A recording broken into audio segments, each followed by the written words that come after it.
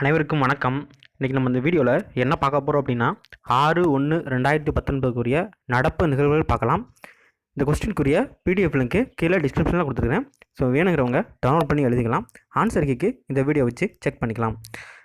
6/1/2019 நடப்பு நிகழ்வுகள் பார்க்குறதுக்கு முன்னால் 5/1/2019 நடப்பு நிகழ்வுகள் ஒரு ரிவிஷன் பண்ணிடலாம்.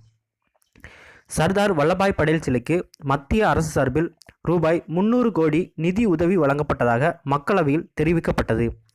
பிள்ளைகள் தங்கள் வருமானத்தில் 5 முதல் 10% வரை பெற்றோர்களின் வங்கிக் கணக்கில் செலுத்துவதை கட்டாயமாக்கும் சட்டத்தை இயற்ற நேபாள அரசு முடிவு செய்துள்ளது. போதிய அளவு புழக்கத்தில் உள்ளதால் ரூபாய் 2000 நோட்டு அச்சடிப்பது நிறுத்தி வைக்கப்பட்டுள்ளதாக மத்திய அரசு தெரிவித்துள்ளது. தென்னிந்திய பதிப்பாளர் சங்கம் சார்பில் 42வது புத்தக கண்காட்சி சென்னையில் நடைபெறுகிறது.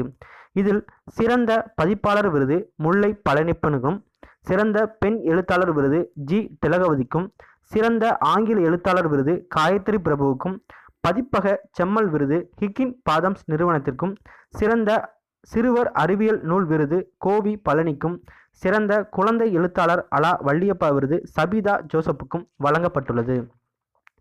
தமிழ்நாடு அறிவியல் தொழில்நுட்ப மன்றத்தின் துணைத் தலைவராக இஸ்ரோ முன்னாள் விஞ்ஞானி மயில்சாமி அண்ணாதுரை நியமிக்கப்பட்டுள்ளார். அண்டார்டிகாவின் வின்சன் மலை சிகரத்தை அடைந்த முதல் பெண் மாற்றுத்திறனாளி அருணிமா சின்ஹா. ஐஓசியின் முதல் எல்என்ஜி இறக்குமதி முனையம் தமிழ்நாட்டில் எண்ணூரில் தொடங்கப்பட்டுள்ளது. பெங்காலி ரைட்டர் திவ்யந்து பலித் காலமானார். ஸ்லோவேகியாவுக்கான புதிய இந்திய தூதராக வான் லால் ஹுமா நியமிக்கப்பட்டுள்ளார். 16வது டாடா மும்பை மராத்தான் விளம்பர தூதராக மேரி கோம் நியமிக்கப்பட்டுள்ளார். 13வது உலக சுகாதார மாநாடு 2019 ஹைதராபாத்தில் ஜூலை 21 முதல் 24 வரை நடைபெற உள்ளது. உலக பிரெய்லி தினம் ஜனவரி 4ஆம் தேதி கொண்டாடப்படுகிறது. கஜா புயலால் முழுமையாக சேதமடைந்த ஃபைபர் படகுகள் மற்றும் வலைகளுக்கான நிவாரண நிதி 1.50 லட்சமாக உயர்த்தப்படும் என்று முதல்வர் எடப்பாடி பழனிசாமி அறிவித்தார். ஆசிய கால்பந்து போட்டி அபுதாபியில் நடைபெறுகிறது. ஸோ இன்றைய நடப்பு நிகழ்வுகள் பார்க்கலாம். 7வது ஊதிய குழுவின் பரிந்துரைகளின்படி வழங்கப்பட்ட ஊதிய உயர்வில் உள்ள குறைபாடுகளை களைவதற்காக அமைக்கப்பட்ட ஒரு நபர் குழுவின் தலைவர் யார்?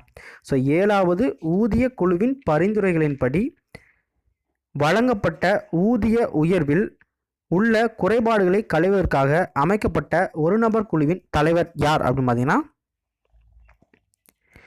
MA சித்தி. ஸோ இவர் தான் 7வது ஊதிய குழுவோட பரிந்துரைகளின்படி வழங்கப்பட்ட ஊதிய உயர்வில் உள்ள குறைபாடுகளை களைவதற்கான ஒரு நபர் குழுவின் தலைவர் அப்படின்னு சொல்லலாம். இவர் வந்து அறிக்கை, அதாவது விசாரணை அறிக்கை வந்து இப்போ சமர்ப்பிச்சிருக்காரு முதல்வர் பழனிசாமிகிட்ட. தேஜஸ் என்பது ஒரு டேஷ். ஸோ தேஜஸ் என்பது ஒரு டேஷ் அப்படின்னு பார்த்தீங்கன்னா தேஜஸ் அப்படிங்கிறது ஒரு ரயில் அப்படின்னு சொல்லலாம். இது வந்து அதிவேகம் மற்றும் நவீன வசதிகளை கொண்ட ஒரு ரயில் அப்படின்னு சொல்லலாம். இந்த தேஜஸ் ரயிலோட சோதனை ஓட்டம் வந்து சென்னையிலேருந்து விழுப்புரம் வரைக்கும் வெற்றிகரமாக நடத்தப்பட்டதாக சொல்லியிருக்கிறாங்க. இதை வந்து ICF இன்டகிரல் கோச் ஃபேக்ட்ரி தயாரிச்சிருக்கிறாங்க. தேஜஸ் ரயிலை வந்து மதுரையிலிருந்து பிரதமர் ஜனவரி 27ஆம் தேதி தொடங்கி வைக்க இருக்கிறாங்க. டாடா ஓப்பன் ATP டென்னிஸ் போட்டியில் ஆடவர் இரட்டையர் பிரிவில் சாம்பியன் பட்டம் வென்ற அணி எது? So Tata open ATP tennis போட்டியில் ஆடவர் இரட்டையர் பிரிவில் சாம்பியன் பட்டம் வென்ற அணி எது அப்படின்னு பார்த்தீங்கன்னா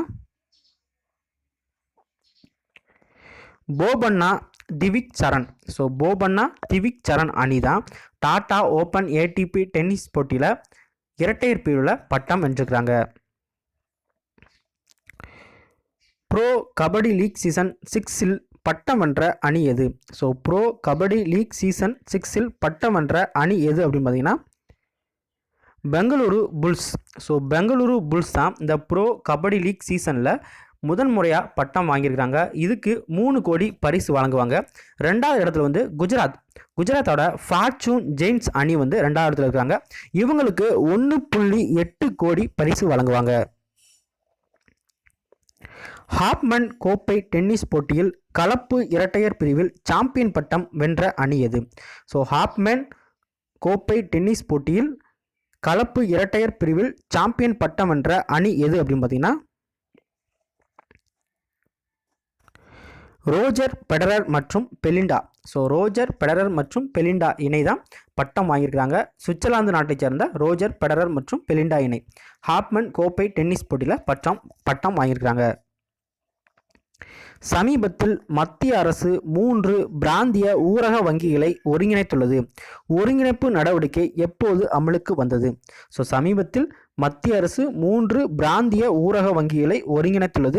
ஒருங்கிணைப்பு நடவடிக்கை எப்போது அமலுக்கு வந்தது அப்படின்னு பார்த்தீங்கன்னா ஜனவரி 1, 2019. ஸோ பிராந்திய ஊரக வங்கிகள் என்னென்ன அப்படின்னு பார்த்தீங்கன்னா பஞ்சாப் கிராமின் வங்கி, மால்வா கிராமின் வங்கி, சட்லஜ் கிராமின் வங்கி, இந்த 3 வங்கியிலும் ஒரே வங்கியாக ஒருங்கிணைஞ்சிருக்கிறாங்க. ஸோ இந்த ஒருங்கிணைப்பு வந்து ஜனவரி 1 முதல் செயல்பாட்டுக்கு வந்துள்ளது. வா வாழ்ந்து காட்டலாம் என்ற தமிழ் மொழிபெயர்ப்பு குறும்படம் யாருடைய வாழ்க்கை பற்றியது? ஸோ வா வாழ்ந்து காட்டலாம் என்ற தமிழ் மொழிபெயர்ப்பு குறும்படம் யாருடைய வாழ்க்கை பற்றியது அப்படின்னு பார்த்தீங்கன்னா பிரதமர் நரேந்திர மோடியோட வாழ்க்கை பற்றியது தான் இந்த வா வாழ்ந்து காட்டலாம் அப்படிங்கிற ஒரு தமிழ் குறும்படம் அப்படின்னு சொல்லலாம். தமிழ் மொழிபெயர்ப்பு குறும்படம். இந்த மொழிபெயர்ப்பு குறும்படம் வந்து பிரதமரோட பள்ளி காலத்தை மையப்படுத்தி எடுக்கப்பட்டதாக சொல்கிறாங்க. இந்த வா வாழ்ந்து காட்டலாம் குறும்பட வெளியீட்டு விழா வந்து சென்னையில் நடைபெற்றது. அதில் நிர்மலா சீதாராமன், பொன் ராதாகிருஷ்ணன் போன்ற அமைச்சர்கள்லாம் பங்கேற்றாங்க. குட் மார்னிங் 365 நூலின் ஆசிரியர் யார்? ஸோ குட் மார்னிங் 365 நூலின் ஆசிரியர் யார் அப்படின்னு பார்த்தீங்கன்னா Shivraj V Patil. So Shivraj V Patil தான் குட் மார்னிங் 365 நூலோட ஆசிரியர் அப்படின்னு சொல்லலாம். இந்த சிவராஜ் வி பாட்டீல் அப்படிங்கிறவங்க உச்சநீதிமன்ற முன்னாள் நீதிபதி அப்படின்னு சொல்லலாம். ஸோ 82வது இந்தி பிரச்சார சபா பட்டமளிப்பு விழா வந்து சென்னையில் நடைபெற்றது. ஸோ அந்த பட்டமளிப்பு விழாவில் தான் இந்த குட் மார்னிங் 365 நூல் வந்து வெளியிட்டிருக்கிறாங்க. தென்னிந்திய புத்தக விற்பனையாளர் மற்றும் பதிப்பாளர் சங்கம் சார்பில் நடைபெறும் 42வது புத்தக கண்காட்சியில் தமிழ்தாய் சிலையை திறந்து வைத்தவர் யார்? ஸோ தென்னிந்திய புத்தக விற்பனையாளர் மற்றும் பதிப்பாளர் சங்கம் சார்பில் நடைபெறும் 42வது புத்தக கண்காட்சியில் தமிழ்தாய் சிலையை திறந்து வைத்தவர் யார் அப்படின்னு பார்த்தீங்கன்னா கா பாண்டியராஜன். அதாவது இந்த தென்னிந்திய புத்தக விற்பனையாளர் மற்றும் பதிப்பாளர் சங்கம் பபாசி சார்பில் 42வது புத்தக கண்காட்சி சென்னையில் நடக்குது. சென்னையில் நந்தனத்தில் நடக்குது. இந்த புத்தக கண்காட்சியில் தமிழ்தாய் சிலையை வந்து தமிழ் வளர்ச்சித்துறை அமைச்சர் கா பாண்டியராஜன் வந்து திறந்து வச்சிருக்கிறாங்க. உலக தமிழர் திருநாள் விழா 2019 எங்கு நடைபெற்றது? ஸோ உலக தமிழர் திருநாள் விழா 2019 எங்கு நடைபெற்றது அப்படின்னு பார்த்தீங்கன்னா சென்னையில் நடைபெற்றது.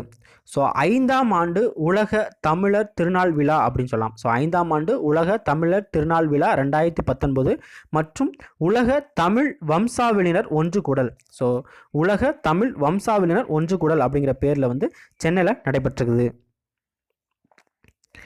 மிஷன் சக்தி என்ற திட்டத்தை செயல்படுத்தும் மாநிலம் எது?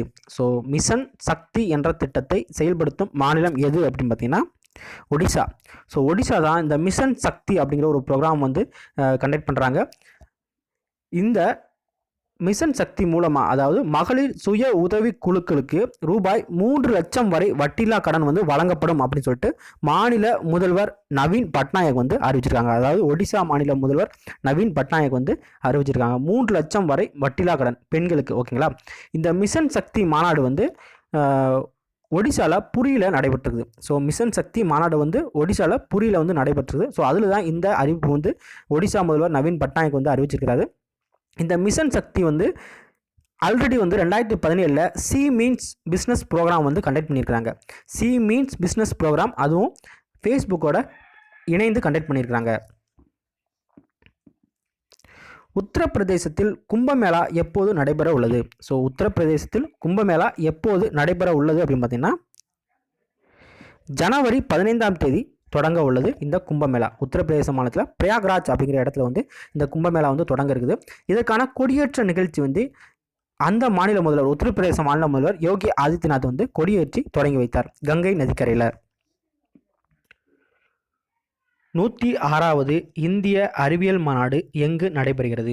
ஸோ 106வது இந்திய அறிவியல் மாநாடு எங்கு நடைபெறுகிறது அப்படின்னு பார்த்தீங்கன்னா, பஞ்சாப் மாநிலம் ஜலந்தர் அப்படிங்கிற இடத்துல வந்து இந்த 106வது இந்திய அறிவியல் மாநாடு வந்து ஜனவரி 3ல் வந்து தொடங்குச்சு. இதில் இப்போ தமிழகத்தைச் சேர்ந்த ஒரு விஞ்ஞானி கண்ணன் ஜெகதால கிருஷ்ணன், ஸோ தமிழகத்தைச் சேர்ந்த ஒரு விஞ்ஞானி கண்ணன் ஜெகதால கிருஷ்ணன் வந்து ஒரு அறிக்கை வந்து சொல்லியிருக்கிறாரு. ஐன்ஸ்டீன் நியூட்டன், ஸோ ஐன்ஸ்டீன் நியூட்டனோட கோட்பாடுகள் வந்து முற்றிலும் தவறானது அப்படின்னு சொல்லியிருக்காரு. மேலும் ஐன்ஸ்டீனோட E=mc² கோட்பாடு வந்து தவறு அப்படின்னு சொல்லியிருக்காரு. ஸோ இந்த அறிக்கை எதுக்கு சொல்கிறேன் அப்படின்னா, இப்போ நேற்று நடந்த ஒரு ஜெயிலர் எக்ஸாமில் ஒரு கேள்வி கேட்டிருந்தாங்க. என்ன கேள்வி அப்படின்னு பார்த்தீங்கன்னா, ஸோ 2018ஆம் ஆண்டு கேரள வெள்ளத்திற்கு பிறகு பரவலாக வெளிச்சத்திற்கு வந்த ஒரு வல்லுநர் அறிக்கை என்ன அப்படின்னு சொல்லி கேட்டிருந்தாங்க. ஸோ 2018ஆம் ஆண்டு கேரள வெள்ளத்திற்கு பிறகு பரவலாக வெளிச்சத்திற்கு வந்த ஒரு வல்லுநர் அறிக்கை என்ன அப்படின்னு சொல்லியிருக்காங்க. ஸோ அது வந்து என்ன அப்படின்னா, மாதவ் காச்சில் அறிக்கை அப்படிங்கிற ஒரு அறிக்கை தான். அவர் வந்து ஒரு அறிக்கை விட்டுருந்தார். என்ன அப்படின்னா, கேரளாவில் வந்து வெள்ளம் ஏற்பட்டது காரணம் வந்து அந்த ஆற்றங்கரை ஆக்கிரமிப்பு அப்படின்னு சொல்லியிருந்தார். ஸோ அதை வந்து மென்ஷன் பண்ணி கேட்டிருந்தாங்க. ஸோ அதே மாதிரி நம்ம இதையும் தெரிஞ்சு வச்சுக்கலாம். ஓகேங்களா? மண்டல் அணை திட்டம் எந்த இரு மாநிலங்களின் பாசன வசதிக்காக ஆரம்பிக்கப்பட்டது?